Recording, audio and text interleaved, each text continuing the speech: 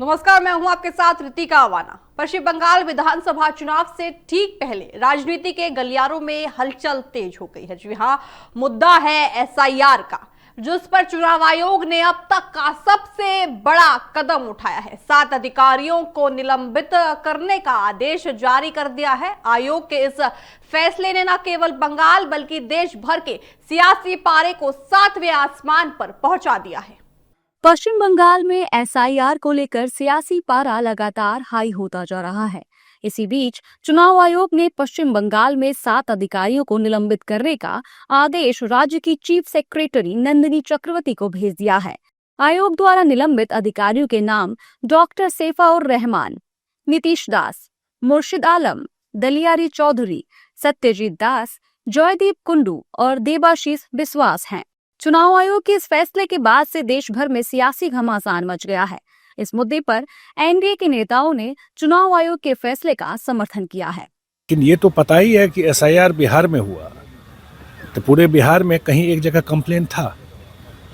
इतना बड़ा चुनाव हो गया, कोई बोला कि हमको वोट हमारा काट दिया गया या हम बूथ पर गए, हमारा नाम नहीं था।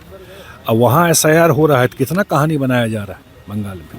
तो बंगाल में डायरेक्शन जो है दिखाई पड़ रहा है कि उनके लिए अच्छा नहीं है चुनाव। तो अपना कुछ भी और हर एक समय कुछ न कुछ क्रिएट करके रखना, तो बंगाल की अच्छी स्थिति हो रही है। पश्चिम बंगाल के जो अधिकारी हैं वो पश्चिम बंगाल सरकार के अधिकारी कम ममता बनर्जी और टीएमसी के अधिकारी के रूप में काम करते हुए ज्यादा दिखाई पड़ते हैं।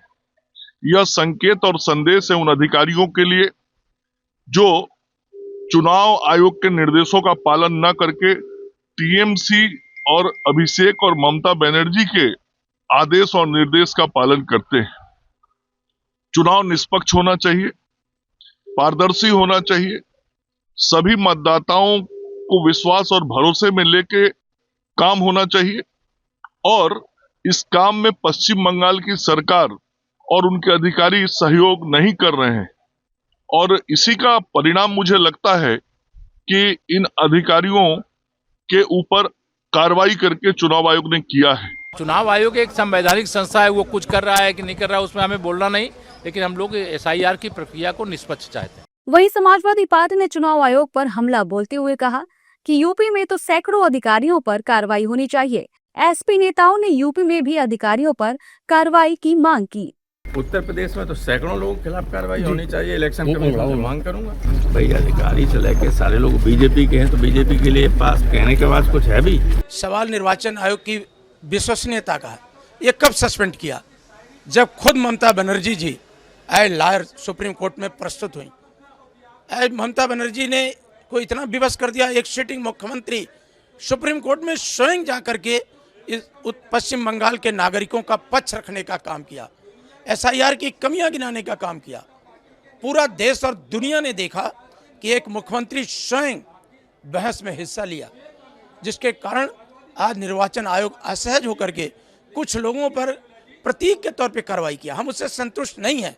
चुनाव आयोग की इस कार्रवाई से देश का सियासी माहौल गर्मा गया है। साथ ही विपक्ष लगातार चुनाव आयोग की विश्वसनीयता पर सवाल खड़ा कर रहा है।